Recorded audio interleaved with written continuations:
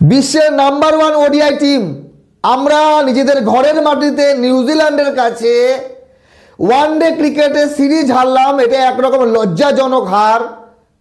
New Zealand প্রথমবারের মতো আমাদেরকে সিরিজ হারালো। বিরাট কোহলি, রোহিত শর্মা, শুভমন গিল, শ্রেয়াস আইয়ার, রাহুল, রবীন্দ্র জাদেজা, আর কাকে লাগে? আর কোন ব্যাটসম্যান হলে ভালো হতো? এর থেকে ভালো টিম হতে পারে না, কিন্তু আমরা সিরিজ হারলাম।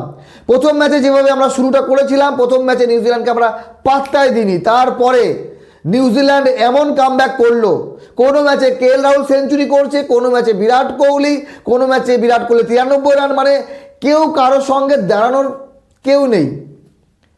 গত ম্যাচে যদি রাহুলের সঙ্গে কেউ ভালো খেলতো, কিন্তু না, কেউ ছিল না। আজকে বিরাট কোহলির সঙ্গে খেলার মতো কাউকে আমরা পাইনি। টপ অর্ডারে রোহিত শর্মা 11, শুভমন গিল 23, শ্রেয়াস আইয়ার 3, মিডিল অর্ডারে রাহুল আজকে 1 রান করেছে, গত ম্যাচে সেঞ্চুরিয়ান। তো বিষয় হলো যে ডেরেল মিচেল, এই ডেরেল মিচেলের কাছে আমরা সিরিজটা হারলাম। প্রথম ম্যাচে 84, দ্বিতীয় ম্যাচে 131, আজকে 137 রান। নিউজিল্যান্ডের শুরুটা একদম জঘন্য হয়েছিল আজকে। টিম ইন্ডিয়া টসে জিতে বল করার সিদ্ধান্ত এবং প্রথম ওভারেই 1 উইকেট, দ্বিতীয় ওভারে আর 1 উইকেট, 5 রানে নিউজিল্যান্ডের 2 উইকেট নেই। তারপরে 58 রানে 3 উইকেট পড়ে। তারপরে গ্লেন ফিলিপস আর ডেরেল মিচেল, এই দুজনের যে পার্টনারশিপ 277 রান পর্যন্ত চলে যায়। 219 রানের পার্টনারশিপে আমরা প্রায় একেবারেই শেষ, কারণ 337 করে ফেলে 8 উইকেটে। 8 উইকেট গেছে শেষের দিকে। প্রথম দিকে আমাদের বোলিংয়ের কোনো জবাবই ছিল না এই দুজনকে আউট করার। তো 338 রান প্রত্যেক দিন চেজ হয় না, চেজ হয়ে যেত। আমরা 296 রানে অল আউট হয়েছি, চেজ হয়ে যেত যদি বিরাট কোহলির সঙ্গে টপ অর্ডারে কেউ রান করতে পারতো।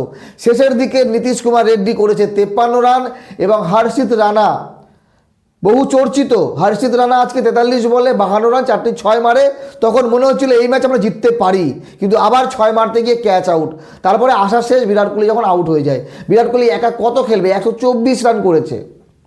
তো বিষয় হলো যে ম্যাচ সেরা এবং সিরিজ সেরা অবশ্যই আজকেও ডেরেল মিচেলই হবে, কিন্তু প্রশ্ন থেকে যাচ্ছে যে টিম ইন্ডিয়া নিউজিল্যান্ডের কাছে এই গত 2 বছর ধরে নিজেদের ঘরের মাটিতে কিভাবে সিরিজ হারছে। এরপরে টি20 সিরিজ আছে, তো বিরাট কোহলিকে আমরা আর দেখতে পাবো না। হয়তো বিশ্বকাপের পরে আবার কোনো ওয়ানডে ক্রিকেটে আমরা বিরাট কোহলিকে দেখতে পাবো।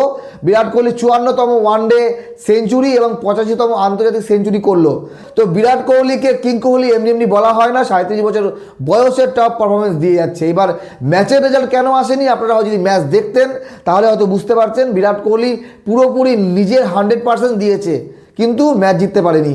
বিরাট কোহলি সেঞ্চুরির যে আনন্দ, ততটাই কিন্তু আমাদের সিরিজ হারের একটা লজ্জা, দুঃখ, কষ্ট বলতে পারেন। যাই হোক বন্ধুগণ, আপনাদের মতামত জানাবেন। টিম ইন্ডিয়া ঠিক কী কারণে নিজেদের ঘরের মাটিতে নিউজিল্যান্ডের কাছে প্রথমবারের মতো ওয়ানডে সিরিজ হারলো? আমি মনে করি বোলিং, আমাদের বোলিং যথেষ্ট খারাপ ছিল নিউজিল্যান্ডের তুলনায়। নিউজিল্যান্ড আমাদের থেকে ভালো বল করেছে, সেই জন্য আমরা সিরিজটা জিততে পারলাম না। ভালো থাকবেন সবাই, ধন্যবাদ।